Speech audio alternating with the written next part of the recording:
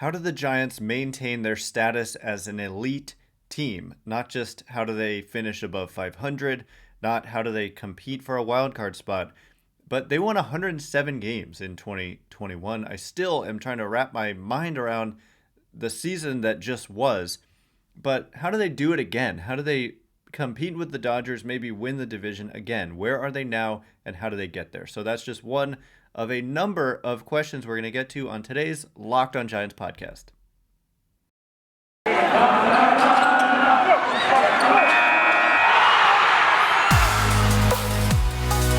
You are Locked On Giants, your daily San Francisco Giants podcast. Part of the Locked On Podcast Network, your team every day.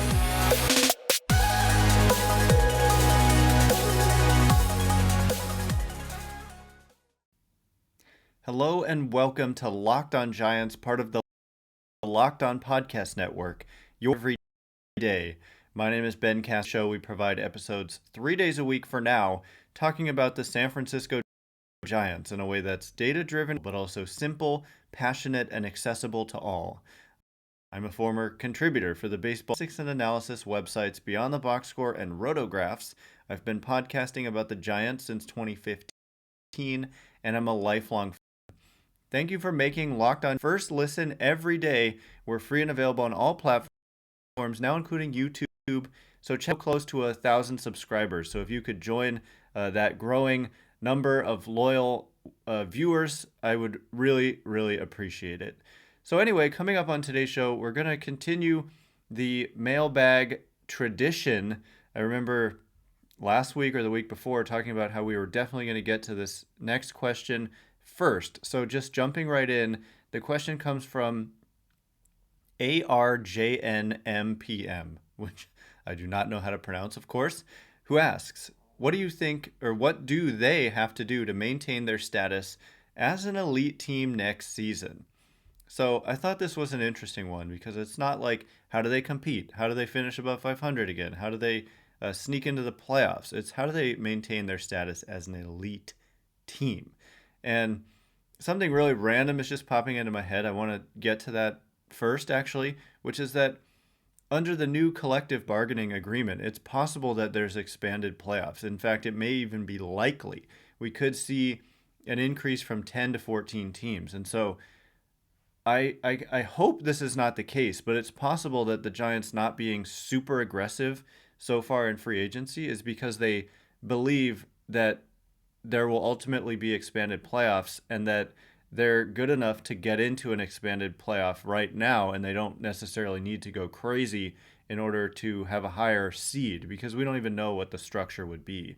So that's a point to keep in mind. But let's just kind of operate under the old system, 10 teams, division winner, 2 wild cards, all that. And I think it's important to answer this question to know where they are now. And the main reference I'm going to use is Dan Szymborski, who puts out Zip's projections, and he did one for the Giants after they had made all the moves that they've made in the offseason before the lockout. And he said, knife to my back, I'd say the Giants are slated for about 85 wins right now with this roster. And I think that that's pretty fair. I'm honestly in agreement with Dan Szymborski. I mean, keep in mind, they lost Buster Posey. Kevin Gausman is gone. Kris Bryant is a free agent. So, I mean, I think that's pretty solid to have lost all those guys and still be seen as a roster that's capable of winning 85 games. So, how do they get from 85 to, say, 95? That's a pretty big jump. And it's not just, I've seen this before. I've even seen teams talking about this. This was the Diamondbacks back when they were run by Dave Stewart and others. They said basically that, you add X number of WAR players, and then that just adds to the wins you had last year, something like that. That's not how it works. And wins above replacement isn't just wins. It's wins above a replacement level player. And so if you're trying to add 10 wins, you would need to add 10 WAR above 0 WAR players, if that makes any sense. I'm confusing myself. What I'm trying to say is that that's not easy to do. And a lot of it honestly comes from development at the major league level. I think that you can probably add more wins that way these days than simply by adding star talent. And that's arguably why the Giants haven't really made these major moves yet for star talent. And I mean, also those deals don't tend to work out. But to be more specific, I think the Giants have work to do in the starting rotation. As much as I think Logan Webb is going to continue to really impress us. I do believe he has broken out and is going to be able to sustain a degree of what he was able to do in the final several months of the year and into the playoffs. And then I think DeSclafani, Wood, and Cobb are a solid group following Webb, but there's work to do to be an elite team. I think when we look at the starting pitcher market in free agency, it's pretty thin. Carlos Rodon, I would love to see them add. I think that he's exactly the type of piece that might work for them because he has so much upside, but also there's a lot of risk, and so it's going to suppress the price, and that just seems to be the type of move they like. It would also be shorter term because there's injury history, injury risk, and so he's not going to command like a 6-year deal. It's going to be probably 2 or 3 years, and so I like Rodon. I'd like to see them add him. Clayton Kershaw is out there. I don't think he's likely. And then that's pretty much the top of the list for free agent starting pitchers. There's also a bunch of trade candidates. The Cincinnati Reds and Oakland A's stand out. I think the Giants could easily swing a deal with either one of those teams and land a number of different strong starting pitchers. Each team basically has 3 guys they could deal that would be pretty massive upgrades for almost any team, including the Giants. And then I think Joey Bart and the catcher position is a big risk. And if he flops like he did in 2020, it's hard to be an elite team where you have a black hole position where you're just not getting any production. So I think that's a concern, and they have work to do to kind of shore up an insurance policy in case Bart doesn't do well.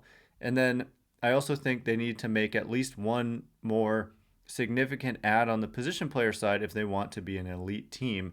There are thankfully quite a few really good position players still available to sign whenever the offseason resumes. There's Carlos Correa, Freddie Freeman. I know there's not a fit at first base, but I mean, he's out there and he's a really good player. There's Trevor Story.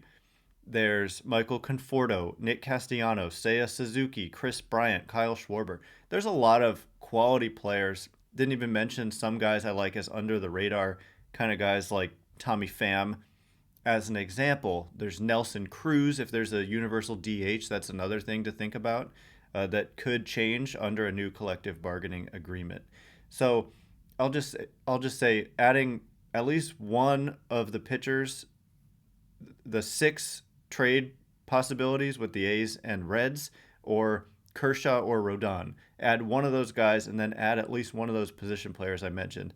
I think that's kind of a necessity if they want to be considered an elite team, which doesn't mean they couldn't just be an elite team and outperform expectations again. But if you want to look on paper and be like, this is a 95 plus win team, that's to me how they would have to do it. So coming up next, more questions and answers. We're going to talk specifically about Kris Bryant. We're going to talk about spring training, when and if it's going to happen, and so much more. So all of that is coming up next. But first, it's the holiday season, and it's the new year, and that means New Year's resolutions. If yours is about getting fit or eating healthier, make sure you include Built Bar in your plan. Built Bar is the protein bar that tastes like a candy bar, maybe even better than a candy bar. Built Bar makes it easy to solution because it tastes so good you'll want to eat it. Unlike other protein bars, which can be chalky, waxy, or taste like a chemical spill, you want to eat healthy, but it just gets so boring. By week 3, or honestly even right about now, maybe 1 week into the new year, you might be thinking, this isn't worth it, where's the chocolate? Built Bars are covered in 100% real chocolate. Most Built Bars contain 130 calories, 4 grams of sugar, 4 net carbs, and 17 grams of protein. It's truly a rare combination to have a delicious tasting bar with that kind of profile. So much protein, very few calories and grams of sugar. So right now you can go to BuiltBar.com and use promo code LOCKED15 to get 15% off your next order. Use promo code LOCKED15 for 15% off at BuiltBar.com. All right, here we go. We're going to get to more questions in the second segment. And thanks again for making Locked On Giants your first listen every day, or at least 3 days a week. We are 3 days a week for now.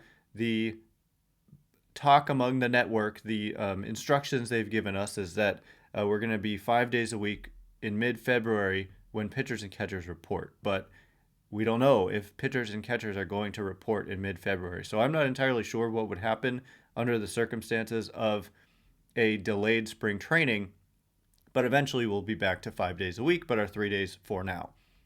Next question comes from Tony, who asks, based on the current roster and philosophy towards player acquisitions, do you see the Giants maintaining their current success next season around 100 wins, or do you think it's more likely they regress to finish at what most fans expected them to heading into 2021, 83-ish wins?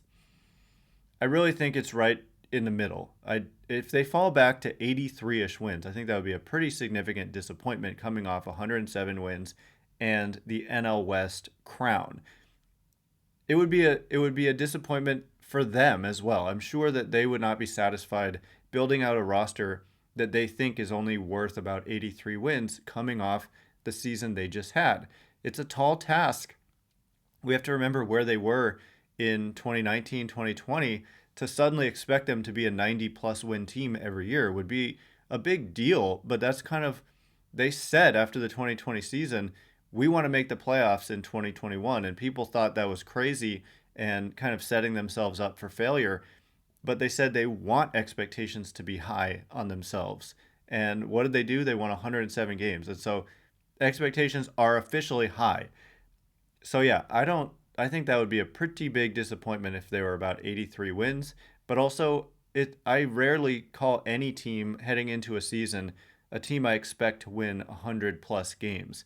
And so yeah, right about in the middle, I would say that 90-ish wins is somewhat reasonable to expect. I think I already mentioned this, but assuming they make more moves. Right now, I do agree with Dan Szymborski about mid-80s, but with some more moves, I think they could easily make themselves, maybe not easily, that's probably the wrong word. It's tough to win 90 games in Major League Baseball. But with some more moves, I think being a 90-win team is within reach. And if I had to put money on it right now, that's right around where I might put it if I was trying to be as accurate as possible. It would be a good outcome. I would not consider 90-plus wins a disappointment, even though it would be 17 less than 2021 potentially. But I still think winning 90-plus games in Major League Baseball is tough to do, and it means you're a good team. So good, not necessarily great, but good, I think, would be a good outcome. So yeah, that's my thoughts on that. Next question comes from Jackie Chan, #1 fan, who asks, will spring training happen?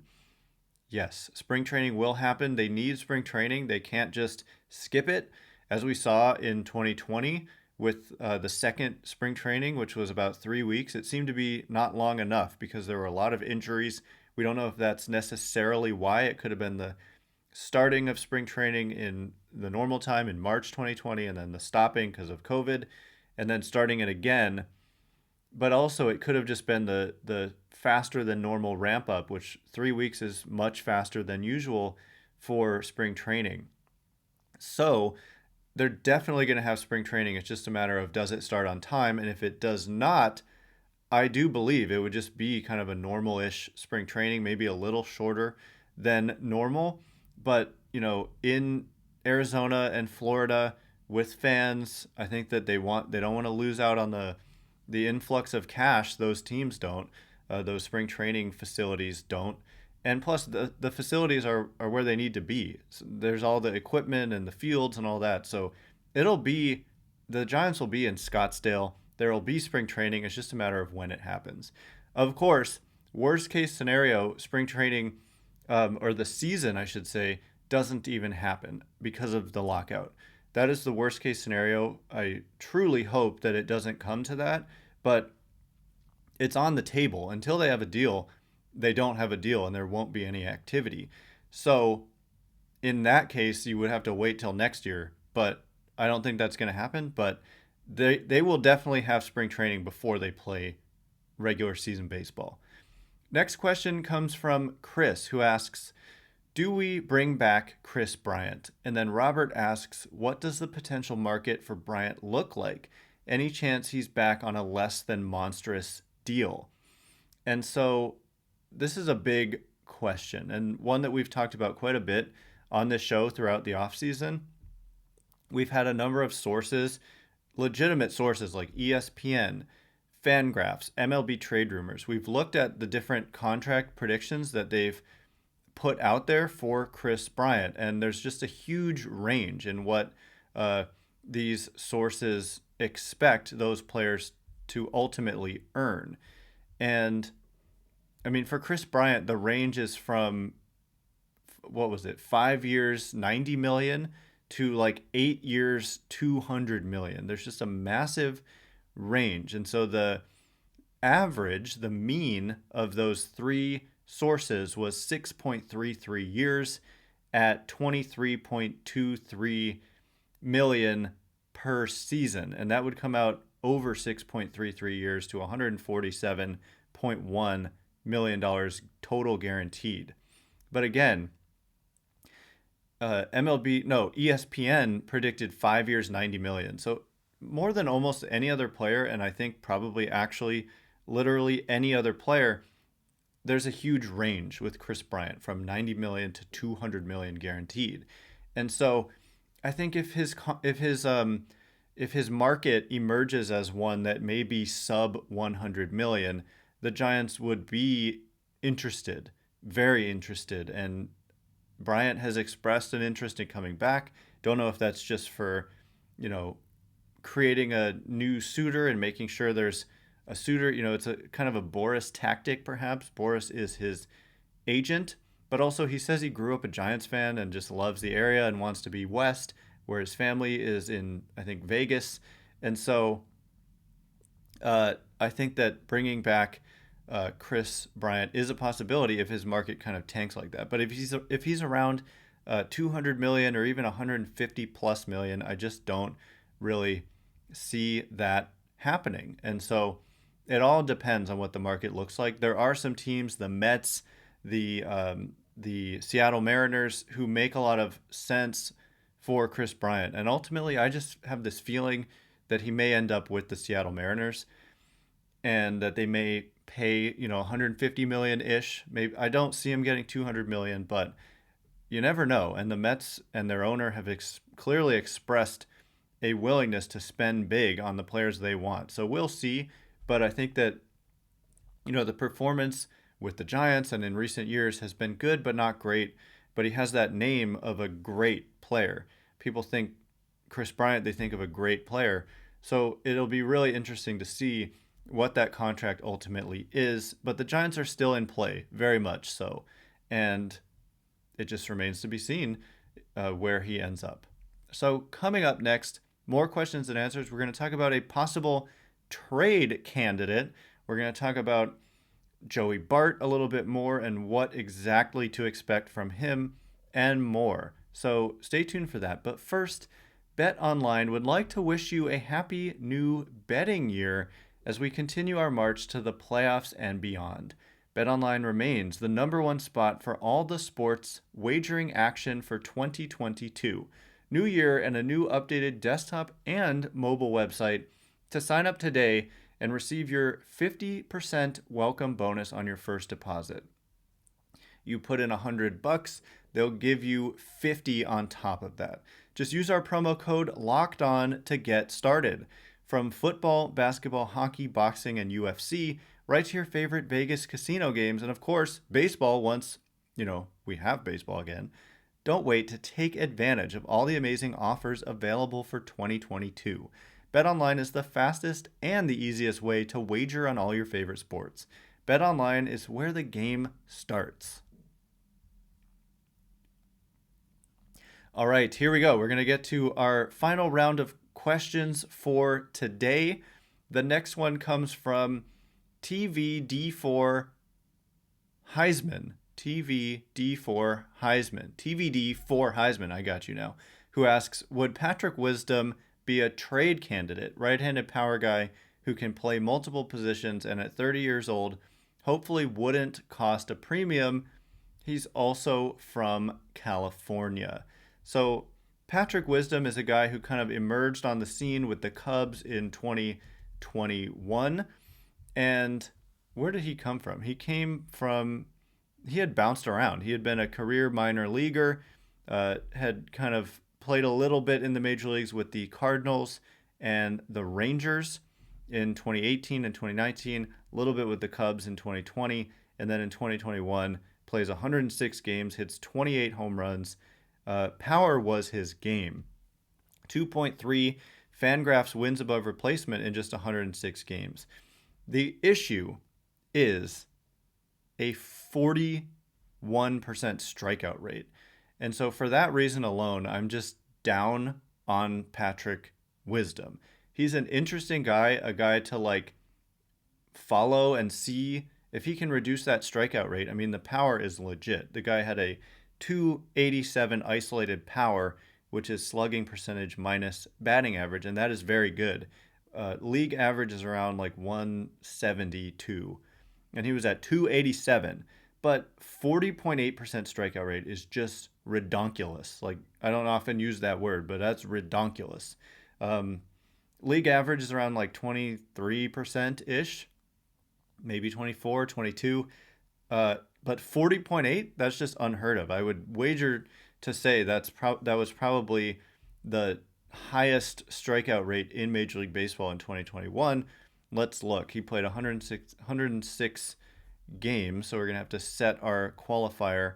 The highest qualified player in terms of strikeout rate was Joey Gallo at 34.6%. And again, Patrick Wisdom at 40.8.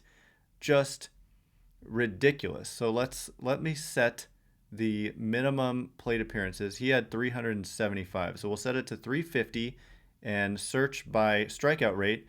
And sure enough, nobody else.